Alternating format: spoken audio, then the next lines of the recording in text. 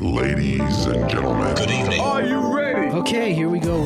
You're listening to the Deal Room Podcast. Join us as we bring you the inside scoop on business sales and acquisitions. Get across trends in the area and hear the industry's best recount their real-life tips, traps, and experiences. Now, here's your host, Joanna Oakey. Hi, it's Joanna Oakey here, and welcome back to the Deal Room Podcast, a podcast proudly brought to you by our commercial legal practice, Aspect Legal. Now we have back on the show Claire Bibby from our very own Aspect Legal. Claire, it's always a pleasure to have you on the show. I feel like you and I, then we get in a groove and we just want to keep talking about contract stuff and DD and like buying and selling businesses. But here we go again for another blockbuster, all about why doing a deal is like married at first sight. Okay, you came up with this topic, Claire. I love the title, and I am sitting on the edge of my seat, Claire. Excellent. Well, I don't know about you, Jo, but I have some of my best ideas when I just zone out. I find that showering in the morning or in the evening and I'm just, completely zoned out, I'll have a really cracker idea. Last night, I will not admit that I was watching Married at First Sight and I had a cracker idea and I thought, we're doing a podcast today. What could we talk about? And I thought, well, Married at First Sight, that's an example of people not doing due diligence on their partner, right? Getting married. Isn't it? That's so true. Getting married and then, well, some of our listeners are going to know where I'm going. It doesn't work out so well, right? No, it certainly doesn't work out so well on that show. Absolutely. I mean, let's not even start talking about Dean and Tracy from a couple of seasons ago. And because I don't watch this program, so my children tell me about these names, of course. And then, there's, what's his name? Bryce, and that lovely young lady at the moment, Melissa. But anyway, we won't talk about maths because that could be the whole episode. Let's talk about due diligence and what happens when you don't do due diligence, not necessarily in the Married at First Sight context, but perhaps in the acquisition space. How does that sound like a topic for today's podcast? Claire, I love it. But do you know what? I can absolutely see the similarities. I mean, firstly, the show is a little bit out there, but the idea, I think, when businesses are in that deal phase, there's this emotion of the deal, and we call it in the industry this deal fever that hits. Yep. Everyone gets swept along, of course, other than the lawyers, in this deal fever where they just want to do the deal and they want to do the deal fast. But sometimes it's just like all sensible thought about the risk that might be sitting in these transactions sort of flies out the window, as they get caught up in the emotion. So I think that's, certainly we see that on maths. Yes, I mean, you start off in the honeymoon phase, don't you? Everything's going really cool and everything's fine. And then you start to get involved in the nitty-gritty, and then the honesty box comes out because somebody started doing due diligence. They've started poking around all your contracts, and that's generally the lawyers. And then we start asking the hard questions, and then it gets a little bit complicated. And then you've got to have the situation on the couch, and you've got to answer to the psychologists why everything's going pear-shaped. So the law is not that terribly different to Married at First Sight. Now, that is not something you're going to hear many lawyers say, but I'm going to start today's podcast off on that foot. And, perhaps we can talk about some of the war stories that I've had over the years. I'd love that. And that haven't. Okay. I'd love that. And I think our listeners really love to hear us talk about those stories because, of course, we're sitting at that edge where we see lots and lots of deals. So whilst we do see deals done really well, sometimes we see lots of interesting stories along the way. And I guess we've recently done a podcast where we were talking about warranties and DD and how that all fits together, but maybe it helps colour it a bit more if we can add a bit of our real life example in there. So Claire, looking back, what are some things that stick out to you as examples of DD gone wrong or DD opportunities missed, done? Well, if I go to the DD gone wrong, I remember this deal I did many, many years ago, And this is back in the days, and we talked about this on an earlier podcast that we did, Joe, when we used to have physical DD rooms where we used to go in and sit in rooms and have dusty boxes, and we used to look on microfiche and stuff like that. I remember doing a deal many years ago with a gentleman, and I use that in a loose term because he wasn't really very much of a gentleman. Anyway, he was doing an inspection of our documents, my client's documents, and he was in our offices, and it was in an office building in the centre of Sydney.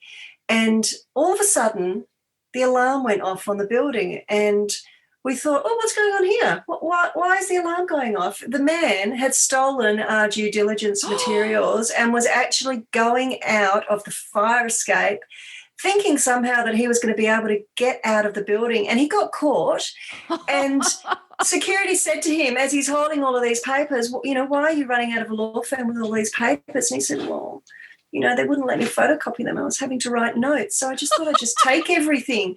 Anyway, that now brings us to the stories of the importance of electronic due diligence rooms. Yeah. And I guess it's just, a lesson from that is it's probably not so dissimilar today in the sense that when you're doing a due diligence deal, make sure that your due diligence room doesn't enable people to remove electronic copies of documents, because when you come to doing warranties and indemnities and disclosures and all of that sort of stuff, they're usually done pegged to a particular date. And if somebody has removed documents from your due diligence room, either deliberately or accidentally, that could have a problem for your warranties depending on what side of the transaction you're on. So why do I bring that up? I bring that up because control of a data room is really important, but I find that people often don't give much thought into who is controlling a due diligence room.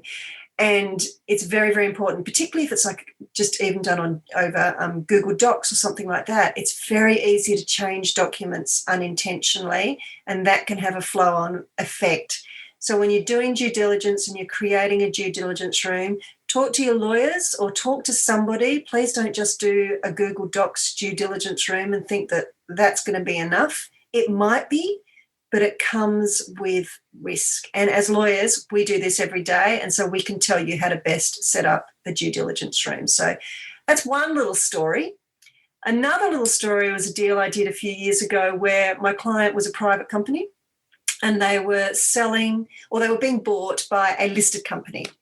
And the listed company was giving them securities in the listed company in exchange for their securities in their unlisted company. And so my clients were thinking, happy days, we were never going to be able to flog this as easily as we could a listed company. So let's take shares in the listed company. And I remember saying to my clients, do you know anything about this company? And they're like, nah, but it'll be all right. They're listed on the stock exchange. I said, well, yeah, they're a pretty big company, but sometimes companies on the stock exchange, sometimes they do crash. Yeah. And their share price might crash, or the company itself might crash. And you're giving your entire value of your company over in exchange for shares in somebody else. So go and do some DD, fellas. And they looked at me and said, well, we don't know how to do that. So I then got involved, some other advisors, got tax advisors. I did the legal side, got some financial advisors in to look at the numbers. And just before we exchanged, the listed company disclosed to us that they had just been hit with a massive piece of litigation, which wasn't quite a class action, but was close to a class action and could have brought their entire company down. And thankfully, my client had by that stage done an awful lot of DD on them, and so was able to get itself comfortable about the risk. But I guess the point there as well is even when you're selling a company, if you're not getting cash back, you could be getting a financial instrument, you could be getting something that's linked to the purchaser's profitability, or you could be getting shares in a listed company. If you're not getting cash, if you're getting something else that's got some sort of contingency or some sort of test or third-party involvement in the valuation, then you just as equally need to do your own due diligence, because what are you getting? Are you getting shares in a listed company? Okay, fine. That, of course, means you're not going to get a seat on the board probably if it's a listed company. And then I could go on for hours about this, but there's so much flow on when you're not actually getting cash. So due diligence, as you know, one of my passions That sounds awful. I'm passionate about due diligence, but it's really important we have to own it as lawyers. I know we have to own it. Yeah, I watch maths, listeners, and I like due diligence. Due diligence, yeah. You got to do your due diligence properly, because if you don't, what you don't know today could very easily come back and haunt you tomorrow. Yeah, and I think it's a really important point that you make, because in the past when we've had our other episodes talking about due diligence, we have been focusing on due diligence from the perspective of a buyer buying, the whole box and dice and realizing that they need to do due diligence and how the buyer and seller navigate that process. But, the last story that you're talking about, I think, exemplifies brilliantly the fact that DD, a requirement for due diligence, can come up in a whole heap of situations that you may not expect from the beginning. So we talked about that instance of, where you're actually getting a share swap as part of the deal. And, we've got lots of new transactions coming in right now where this is happening a lot at the moment, this idea of, equity swap. And when we talk about due diligence right at the beginning, I find commonly that example that you just gave is a common reaction, which is, I hadn't really thought of doing DD on the other party because I see them as the buyer. But in fact, you're taking on the risk in the transaction as well, even though you are selling in inverted commas because you're swapping shares with a larger entity. That doesn't mean in any way that you have less risk. Absolutely. So, it's coming from that perspective. But also I find this occurs as well when we have people looking at buying a parcel of shares in an existing entity rather than the whole entity. Don't you think? Like quite often, buyers in that instance will come in not really having thought about due diligence as well because they're just buying a parcel rather than the whole box and dice. And you could be buying, as you say, a parcel of shares in a company where the reason why you're buying that parcel of shares in the company is because of the founder. And what happens if the founder dies or leaves and you've put $100,000 or $1 million or $10 million into this company? What are your rights? What does the shareholders agreement say? What does the, what does the Constitution say? There's so many papers that you really need to poke around and have a look at. Does the company have key man insurance in case the person does get hit by the bus that goes around hitting all of these executives? There's, lots of questions that you may not necessarily have front of mind, but which we will have front of mind. And just when you were speaking then, Joanna, I thought of another time when I was doing due diligence for a client and it was a building that they were buying.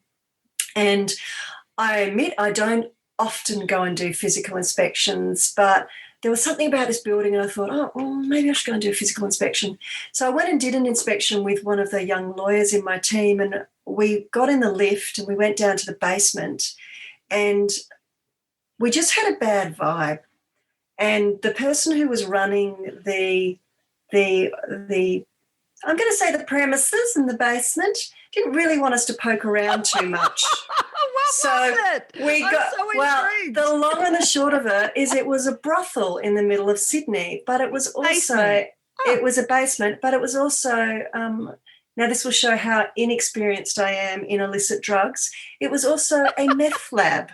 And the meth lab was above all the massage rooms, and there were cameras in every single massage room, which were filming people having massages. Well, let's just say. Anyway, the reason why I'm telling you this story is it does have a happy ending. That's a terrible choice of language on my part. But anyway, my client bought this building knowing that something dodgy was going on, but we couldn't get rid of the tenant on the basis that they were running a massage joint. So what we did is we actually teamed up with the police and we said we feel that there's something dodgy going on in this basement. And so I did a deal with the police, and I didn't do a deal with the police. I came to an arrangement with the police whereby they were able to get into the building and bust certain things happening, and there was dog squads and all this sort of stuff. But still, we still couldn't get rid of the tenant. Now, this sort of information isn't going to come up in due diligence because there was a quite nice-looking lease about this being a massage like generally a massage parlor, not every massage parlor is not a massage parlor. But anyway, the way we got rid of this tenant in the end is the seller had massive amounts of arrears. And so my client bought those arrears. And we then used the eviction clause under the lease to get rid of the tenant for not paying their arrears. And they couldn't pay their arrears because we had got the dog squad in there to kick them all out, so they couldn't earn any money. I probably shouldn't say much more about the transaction, I guess, at this point in time, because I'm just thinking there were some rather large men with accents there that day who I don't know who they were. But anyway, leaving that aside, why I'm telling you this story is just that due diligence is fabulous and it's so important, and you must do it, and you must look at the documents, but you must go that step further, and you must also apply an inquiring mind, and you must go and do more than just look at paperwork. Do you know what? And I think that's a really good point, because, you know, what you're talking about here is going and actually having a physical inspection. So we're saying, okay, well, the value was in the premises here. So let's not just look at the paper. Let's also get there in person and look and feel, and that help you assess or. Sorry, that really was the incorrect, you know, I think, well, how do I deal with this now? Look, it was a fun acquisition. It was one of the most interesting ones I've ever had. But it did teach me a lesson early on in my career, which is look behind the papers. You really do. You have to look behind the papers. And I think this has 2 points to it. It's number one, it's about looking behind, as you say, the papers. But number two, it's also about let's not just use a cookie cutter approach to DD, you know, because what annoys me is when I see these really long, you know, DD request lists that just seem not relevant to the transaction at hand. Absolutely. You know, so it's let's tick a box. Yeah, and you know, the problem with that fundamentally, other than it just annoys people, slows down a deal, creates all sorts of issues, is also from a buyer's perspective, you risk losing the wood for the trees, because you're not actually focusing on the things you need to focus on. And you know, hilarious story, but the serious point behind what you've been talking about, Claire, is the importance of working out, you know, what is the value and how do I interrogate that practically, as well as, you know, stepping back from a legal perspective. And I think, you know, adding to this, we had an example in the not too recent past that reminds buyers as well that sometimes it's important for them to do their own amount, you know, perhaps a small amount, but some due diligence on potential buyers. We've had a number of transactions and one stands out more than most, and I don't think I can say too much about it. Oh, I know exactly where you're going. Other than for a seller, sometimes, you know, there might be buyers out there who ultimately are wasting your time for whatever reason. And I think it's super important not to just get connected to the idea of any buyer being the buyer of your business. You need to look objectively, and you need to at least understand who it is and a bit of the history behind your prospective buyers to allow you to work out whether or not you're going to release information to them that's confidential during this due diligence process. I think that is such an important one. But B, whether the prospective buyers are actually worth you spending your time and money, you know, in advisors on as well. So what's your, obviously, we can't talk too much about this transaction, even though we have so much we want to say, but it was a fun transaction in so many ways. Yes. But I think it's, you know, without us, you know, getting into the details, which we may in one podcast in the future when when time has passed. I think it's that point, isn't it? And in fact, you know, this comes up all the time. We were speaking with someone just the other day who was talking about a sale that fell through. And this is quite, you know, it's quite common. It's quite common that a buyer will come and start going through due diligence process, and then at some point DD doesn't meet what they say they wanted, or they, you know, finance is difficult or whatever, they might fall away. But when the potential buyer is someone who is a competitor or somehow involved in your distribution line, that can be, you have to be very careful about what it is that you're that you're making available to the prospective buyers in that Correct. due diligence process. So it's walking that fine line, isn't it, between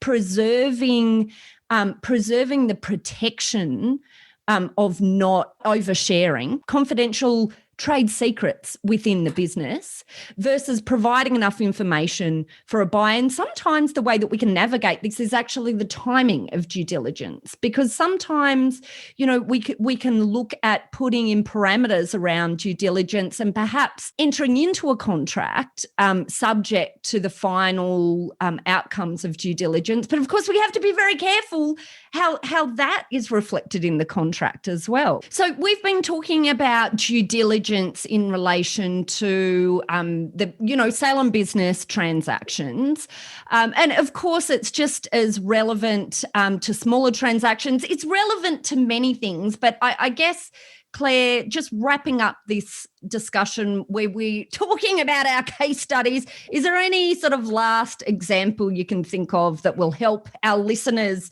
sort of cement some of these warnings that we're giving them today? Yeah, totally. The last example that I'd probably give, I had this lovely client who was opening a restaurant in the Central Coast, and they came to me and said, found the perfect restaurant, Claire, got to do the lease in a week. Can you do it for me? I said, yeah, of course I can do it for you. So I started to prep the lease for them, and then I said, okay, guys, have you been in there? Have you turned on all the lights? Have you tested the air conditioning? Have you flushed all the toilets? Have you tried all the water?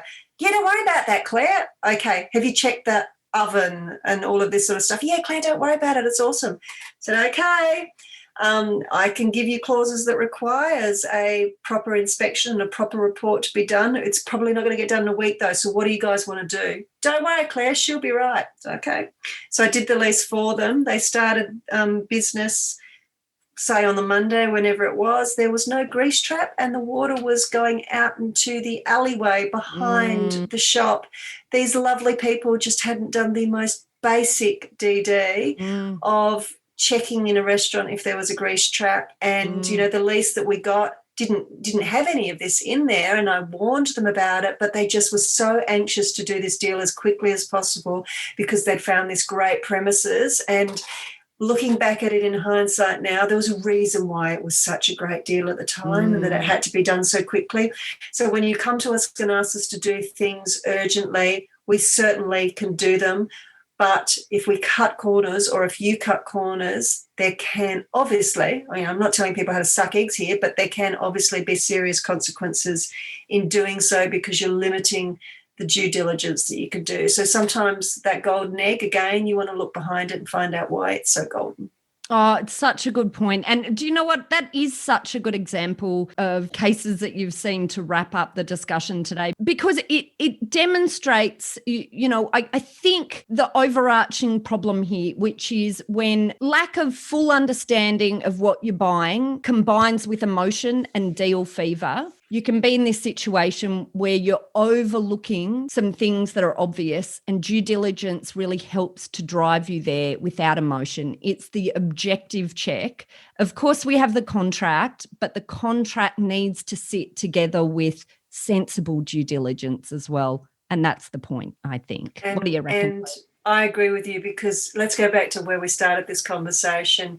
Do you really think any of those couples on Married at First Sight would have got together if they hadn't done their due diligence first? I put it to you that the answer is no.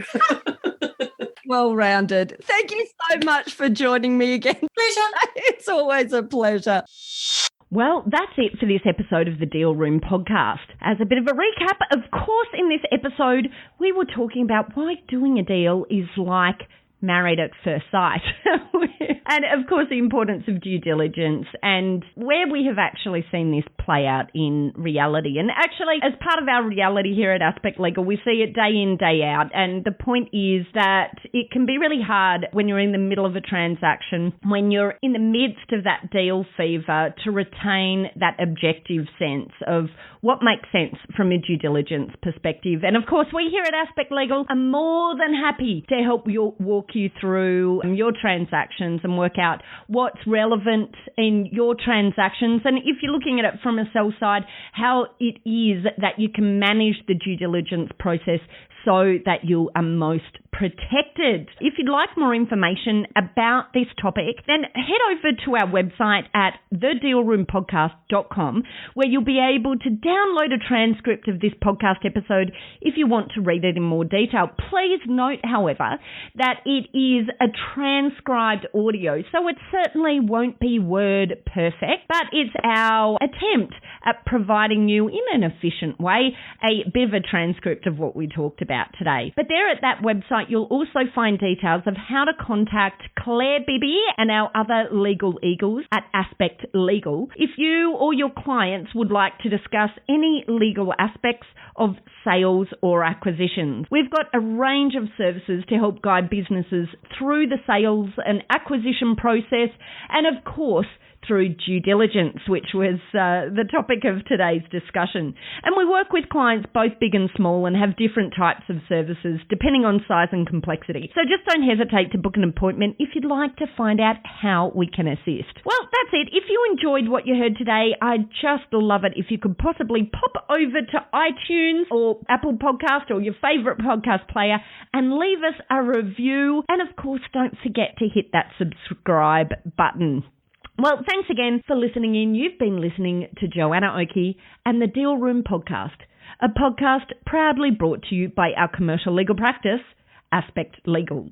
See you next time.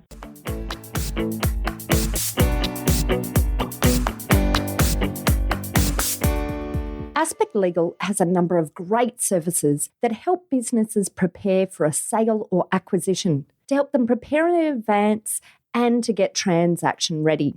We've also got a range of services to help guide businesses through the sale and acquisitions process. We work with clients both big and small and have different types of services depending on size and complexity.